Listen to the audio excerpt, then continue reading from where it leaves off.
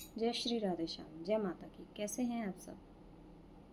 तो चलिए स्वागत करते हैं आपका माय लाइफ स्टोरीज़ में और उस बच्ची की कहानी को आगे बढ़ाते हैं। उस बच्ची के ब्रदर इन लॉ अपनी सर्विस छोड़कर आ जाते हैं और जिस दिन उस बिज़नेस का इनॉग्रेशन होता है उसी दिन अपने भाई के ऊपर हाथ उठाते हैं कि बिज़नेस मुझे देना होगा, नहीं तो मैं तुझे मार दूँगा।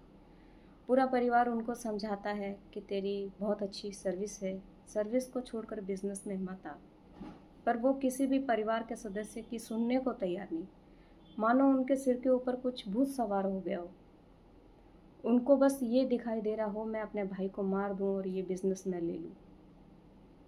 परिवार पूरा समझाता रहा, रोता रहा, पर उसको एक मात्र भी अपने परिवार के लिए सोचने की ज़रूरत नहीं थी, क्योंकि वो अपने स्वार्थ में इतना अंधा था। उसके बाद हर दिन उस घर में हादसे होने लगे, हर दिन भाई के साथ मार पिटाई होने लगी। बिजनेस की चेयर पर उसको नहीं बैठने दिया जाता था। उसको कहा जाता था कि मैं बड़ा हूँ और मैं खड़ा हूँ और तू चेयर पे बैठा है, हाथ उठा दिया। कोई बिजनेस का कॉल आ गया, जिस बेटे को बिजनेस करवाया था उसने कॉल उठा लिया तो हाथ उठा दिया। मैं खड़ा हूँ, मुझे बिजनेस नहीं सिखा रहा है, तूने कॉल कैसे उठा लिया, तो उसके ऊपर हाथ उठा दिया।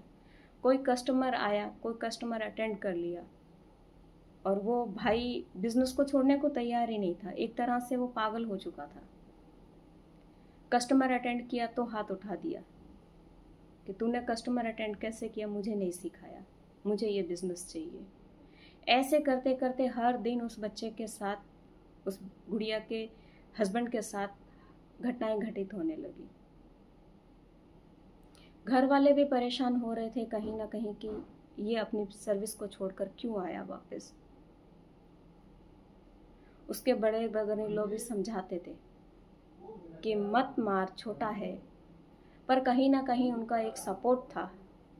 अपने फादर को वो हमेशा यही कहते थे, पापा आपने पैसा लगाया है, ये अकेला हकदार बन जाएगा, छोटा है, इसको समझदारी नहीं है, ये बड़ा है उससे, इसको समझदारी है। सब कुछ देखते हुए, अत्याचार देखते हुए भी बड़े भाई ने उसको सपोर्ट किया। पता था वो मारता है, हाथ उठाता है, वो कुछ भी कर सकता है, किसी भी हद तक जा सकता है, फिर भी उसके बड़े भाई ने उस इंसान को सपोर्ट किया जो एक राक्षस बन चुका था। उसको एक सहयोग मिल गया। फिर उसकी माँ ने भी उसको सपोर्ट किया। मेरे बेटे की सर्विस चली गई है तो मेरा बेटा इसी बिजनेस पर बैठेगा। माँ का भी खूब सपोर्ट था। धीरे धीरे उसकी बहन का भी सपोर्ट मिलने लगा।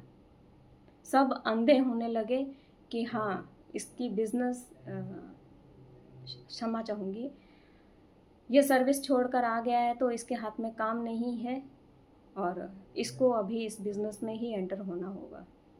समझौता करना होगा तो सबसे छोटे बेटे को करना होगा। सब भूल चुके थे कि उसने पीएचडी की पढ़ाई की है, वो साइंटिस्ट था। साइंटिस्ट में और व्यापारी में अंतर होता है, पर वो किसी की सुनने को तैयार नहीं था। सिर्फ इस बच्चे के साथ यदि कोई था तो उसके पिता। उनको दुख होता था कि ये गलत हो रहा है, पर वो कर कुछ नहीं पाते थे। तो इस कहानी का पहलू मैं यहीं तक बताऊंगी। अगली कहानी अगली वीडियो में साझा करूंगी। इस कहानी से रिलेटेड ही पूरी उसके जीवन में जो जो घटनाएं घटित हुई, आज दिन तक वो थमी नहीं है। हर दिन वो बच्चे परेशान होते हैं। 28 साल हो गए पर उनको अपने हिसाब से जीने की परमिशन नहीं दी जा रही है। इसीलिए उस बच्ची ने ये कहानी अपने जीवन की बहुत हिम्मत जुटाई है कि मैं समाज के सामने, पब्लिक के सामने रखूं। बने रहिएगा, सहयोग कीजिएगा और ये इस कहानी को ज़्यादा से ज़्यादा शेयर कीजिएगा। जय श्री राधे, जय माता की।